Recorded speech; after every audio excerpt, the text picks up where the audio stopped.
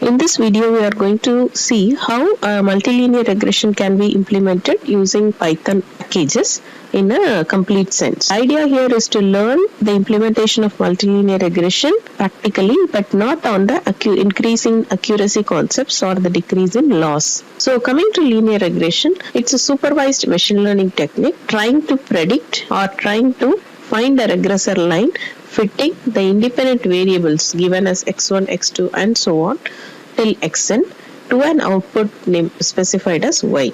Okay, all the independent attributes, either it could be 1, in which case we call it as simple linear regression, or it could be n, in which case we call it as multilinear regression, or will be considered as a set of independent variables. So all these things has to be mapped using a regression line, which should give you an output y, which is called as a dependent variable. Okay. So now coming to the characteristics of how the data should be for a linear regression to get implemented over it. The data should be numeric, and the output column should be continuous. In this video, I am going to use forest fires as my example. This is the forest fire dataset I have taken as an example. There are 13 attributes of which area needs to be the output variable. So I have downloaded this dataset. If you don't know how to download, a video is there in my YouTube channel, you can visit. This is the dataset that I have downloaded. You can see there are 517 rows, which we call it as the experiences and attributes. Okay, and this is the output variable. We'll just color it differently. And all these things are input variables. Okay, so what is mean by continuous? If you look at the output variable, you can see different values ranging from 0 to what is the last maximum? It is 1090, and hence this output variable is said to be continuous. And you look at all the input variables, all these need to be numeric for an linear regression to get implemented, because we are going to compute a star regression formula out of it. Okay, now coming to month and day, actually it was a string variable. Now our first duty is to convert this into a numeric variable, and hence we continue to work on with this system. So that is the first requirement. We have to check whether the data set is linear or not, because as the name suggests, linear regression is most probably of use only for a linear data set. So linearity means if a disturbance is in one particular attribute, there should be an equivalent disturbance in another attribute.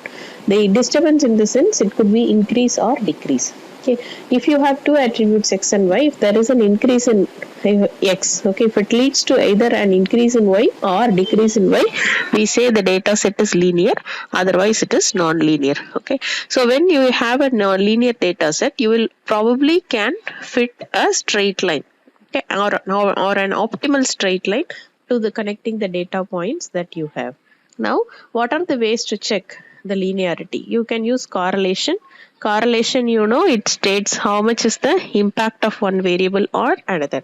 So whether if it is positively correlated or negatively correlated, we can say the data set is linear. You can draw scatter chart and you can visually see whether how the data points gets distributed, so that you can find whether a straight line can be drawn or not. Third is you can use pair plots. Yes, if you have multiple attributes, you can draw a pair plot having each and a scatter plot having a scatter plot for each and every pair of attributes. That is pair plot. Okay. So now let's go into the implementation.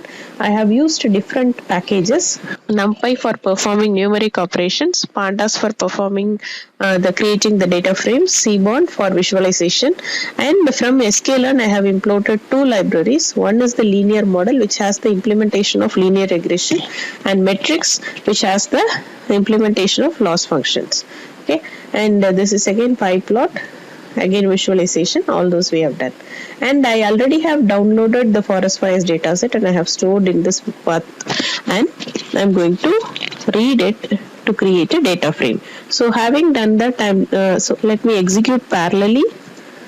Now once this data frame is created, just to know how many rows and how many columns are there, we are printing its shape. Okay, and what is the data type of each and every column can be understood by using this df.info of. On execution, you can see how many number of what is the shape. It is 517 rows and 13 columns. We already have seen, and then you have these are the columns data that we have, X, Y, and so on up to area. And what is the data type that is available? See, month and day are alone or objects, which we need to convert to an integer or a floating point type. Okay.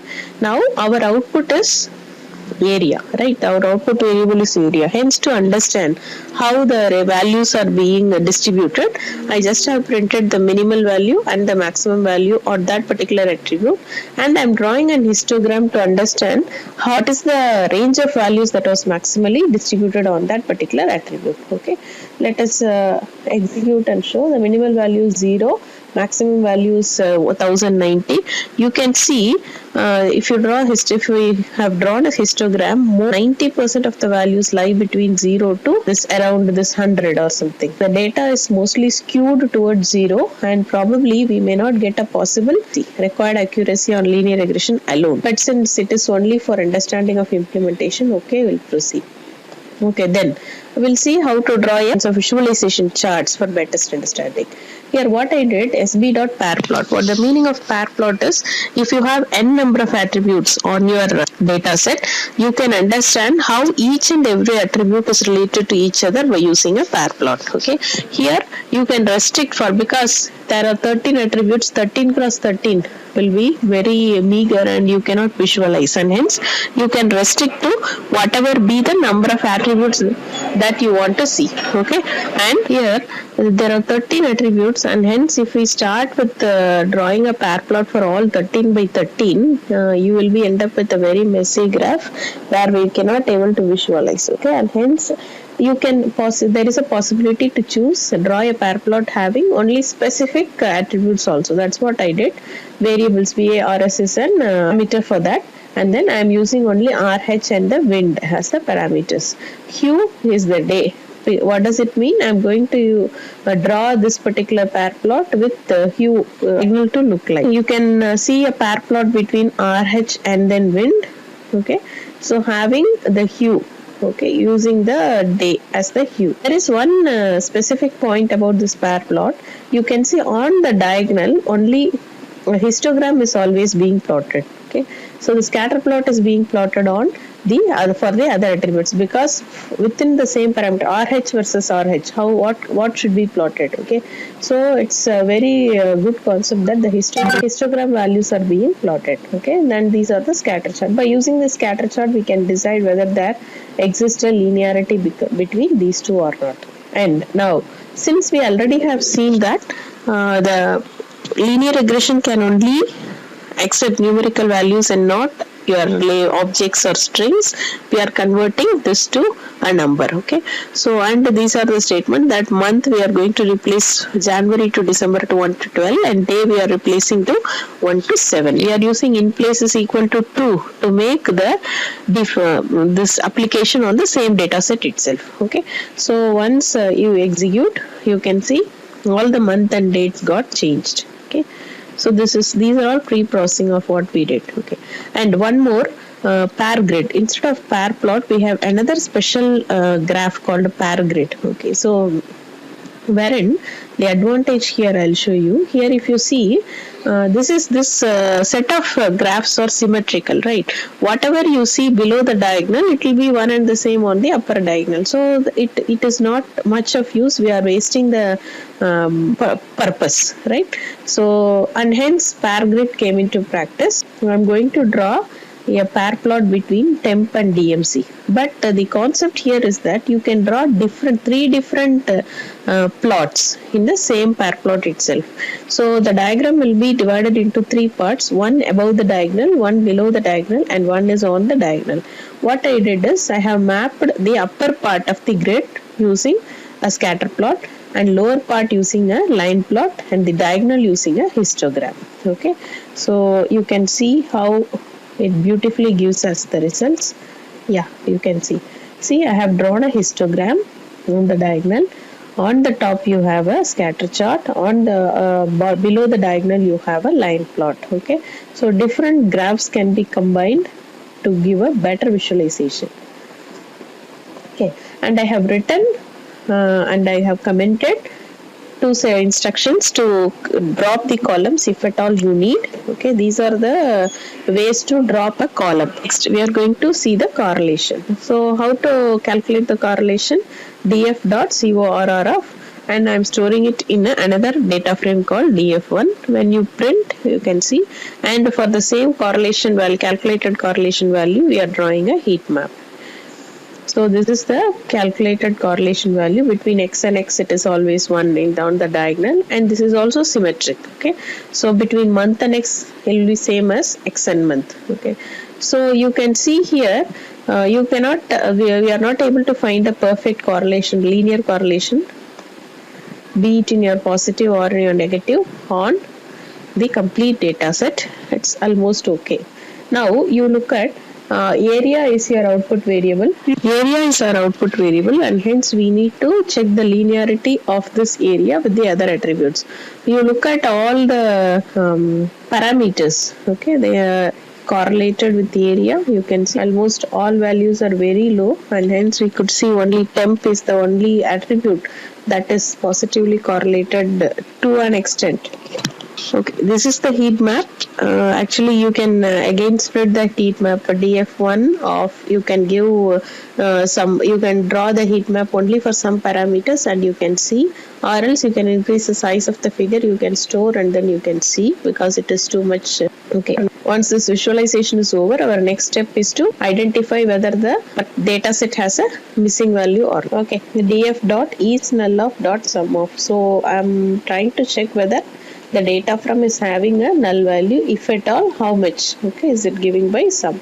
So it will tell you in each and every attribute how much is the number of your null values. We don't have, and hence I'm just going to apply a simple lambda function. Lambda is nothing but a function which is used for performing macro operations. You can understand here, if x is equal to 1, okay, so we are going to take all the values of an attribute, and for all the value, if it is equal to 1, I am going to use np.nan. Okay, else x. That is the meaning of that. If x is equal to 1, replace that value by np.nan, else use the same value itself. Okay.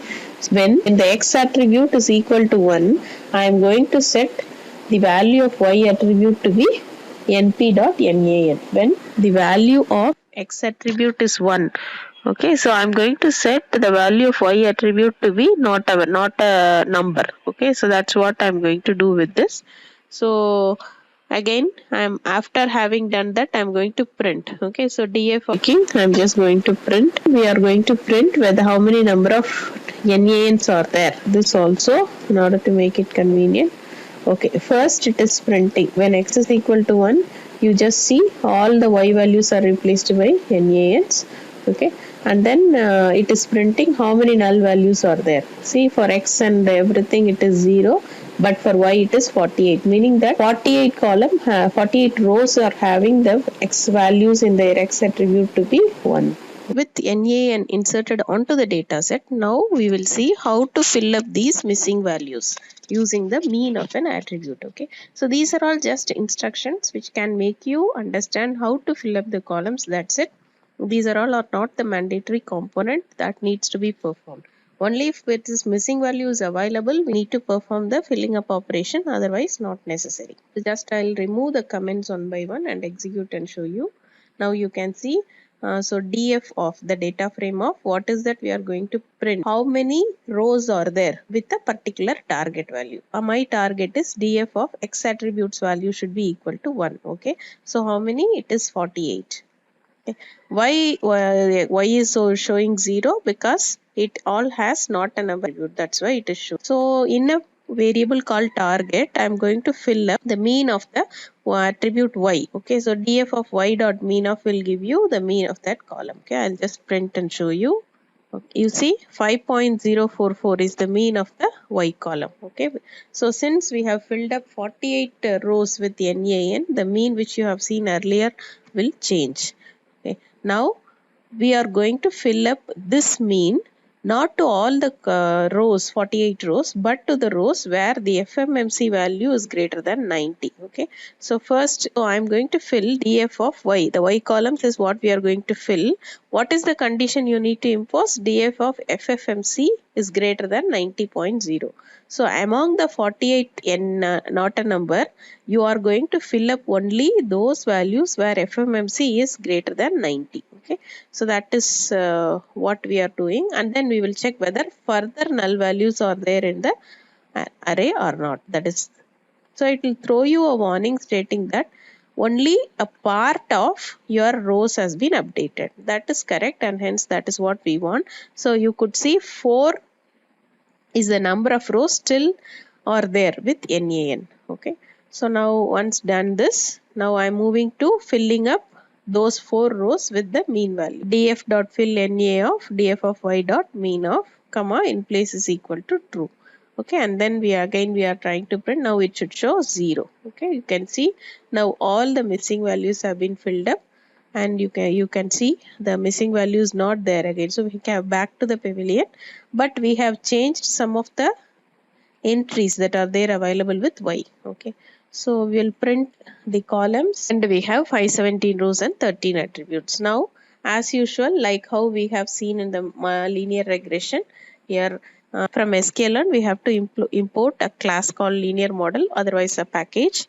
Inside that package we have a method linear regression of to perform. So we are creating an object and storing it in the variable regress.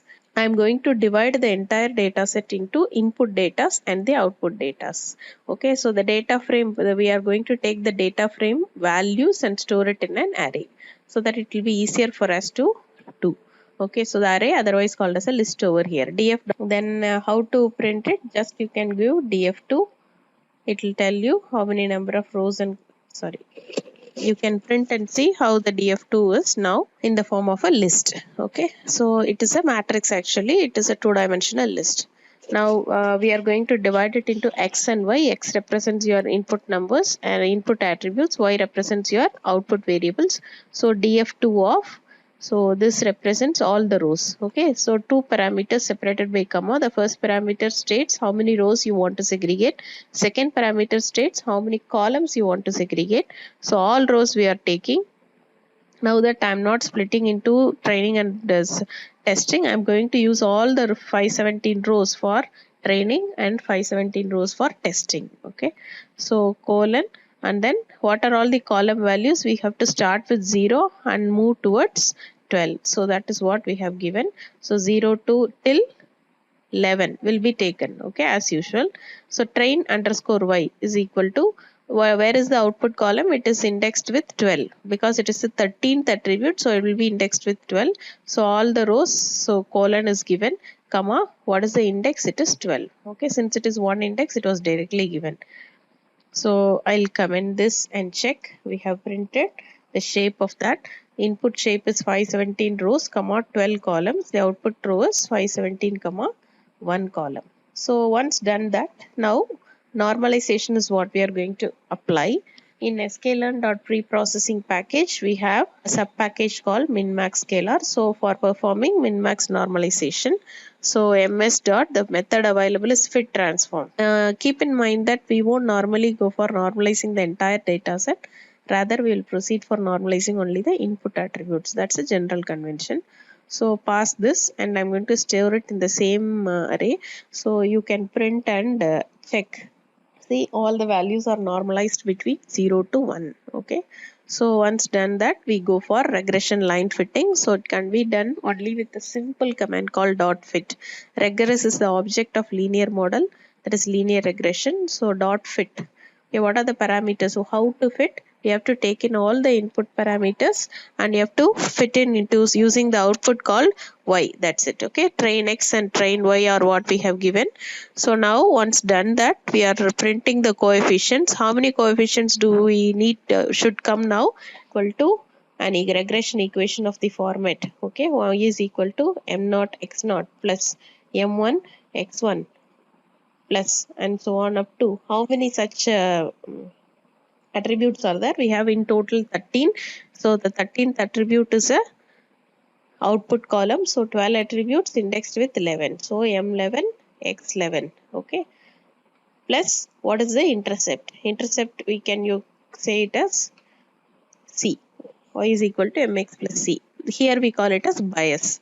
Okay. So that is that. So all the values of M0, M1 and so on up to M11. 12 values should be printed as a coefficient and the intercept should be printed. Now we'll execute and see whether you are getting those values. Yeah. So 12 coefficients are printed followed by the intercept. Okay. See how, and then we'll try to predict. See, once these coefficients are received, you can pass on the same training set and then you can find out how much is the predicted value. You already know what is the actual values. We can see how much is the predicted value. Okay. So that can be done using dot predict method. Fitting is used for finding the regression equation or the regression coefficients. Applying the regression coefficient, finding out what is the value of output can be done using predict method. Okay, pass the train X as input and the values will get stored into Y predict. Now our duty is to compare the values of this predicted Y, the values predicted value stored in Y underscore predicted with the actual value stored in train underscore Y. Okay, that's what we are printing. You can see for 0 it is coming something around 5.66 and all these are the errors. Okay, you can see. So once printed that, you can just try plotting in different ways. Okay, you can go for printing scatter plot, line plot, mesh grid. So many other plotting mechanisms are available. Here we'll just print a 3D graph. Okay, to a maximum 2 attributes along with an output parameter can be visualized. What are the 3 values we are taking? So it is train X. Okay, so the first attribute X. In train X, what is the second attribute? It is Y with the predicted value. Okay, or else you can replace this with Y actual also, that is up to you. So we are setting the labels X, Y attribute followed with the, what is the attribute that we have predicted? It is area. Okay, so we can see a 3D plotting over here with X in the X axis, Y in the Y axis and this Z in the area in the Z axis. Okay, so you can visualize the distribution of the points. Okay, I just have added one more scatter plot by the side of it to understand the values. You can see the actual values are distributed far ahead than the predicted values and hence should result in a very less accuracy. Okay, so having done that, now we go for the metrics. So from sklearn I have imported the metrics package, means absolute error, mean squared error, root mean squared error are what we are printing.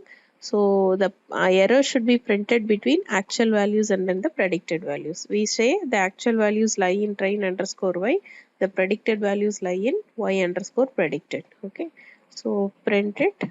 So what is the root mean square error? It is 62.8, which actually says that the model is not at all fitting properly.